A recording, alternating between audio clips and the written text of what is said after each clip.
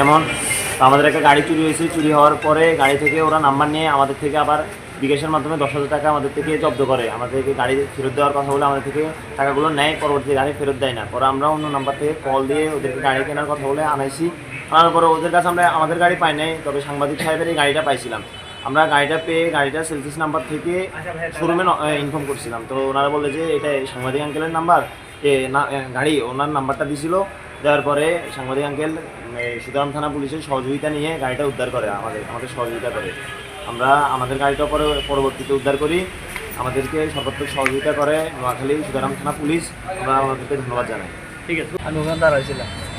পরে স্যারের গাড়িটা যখন নিয়ে যেতেছে সাংবাদিক স্যার, তখন আমি ওনার সাথে কথা বললাম যে স্যার এখানে ক্যামেরা আছে, ক্যামেরা চেক করে থাকেন। পরে এরা গাড়ি নিয়ে আবার সীতাকুণ্ড চলে গেছিলো, এ যায় নাই ওই শরীর খোলারা।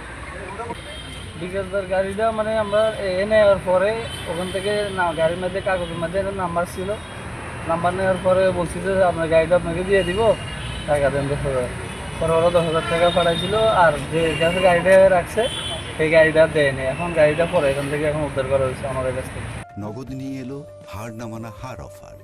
সর্বনিম্ন 10,000 টাকা রেমিটেন্স নগদে পাঠালে থাকছে স্বর্ণের হার জেতার সুযোগ।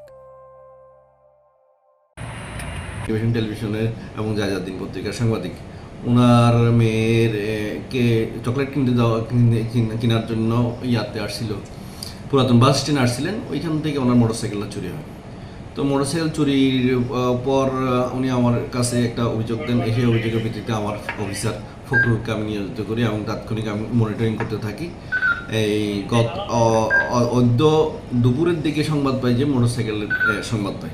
তো আমি তাকে তৎপর হইতে বলি, এই সংবাদের ভিত্তিতে মোটরসাইকেল ওই মঞ্জু ভাইয়ের মোটরসাইকেল উদ্ধার হয়। তার সাথে সাথে পাশাপাশি আরেকজন আছে জয় দেবনাথ, তার মোটরসাইকেলও প্রায় 1-1.5 মাস আগে চুরি হয়েছিল। এই ঘটনায় আমরা আমাদের সুদারাম পুলিশ টিম দুজনকে আটক করতে সক্ষম হই।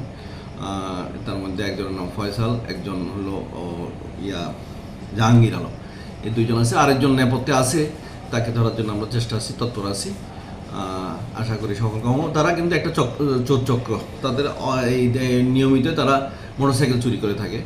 তো আশা করি আরও কিছু উদ্ধারের সম্ভাবনা আছে, আমরা তৎপর আছি। মঞ্জু ভাইয়ের মোটরসাইকেলটা উদ্ধার হয়েছে, সাথে জয়দেবের মোটরসাইকেলটা উদ্ধার হয়েছে। আমাদের অভিযান অব্যাহত থাকবে। মামলা এই ব্যাপারে মামলা রুজু প্রক্রিয়াধীন আছে।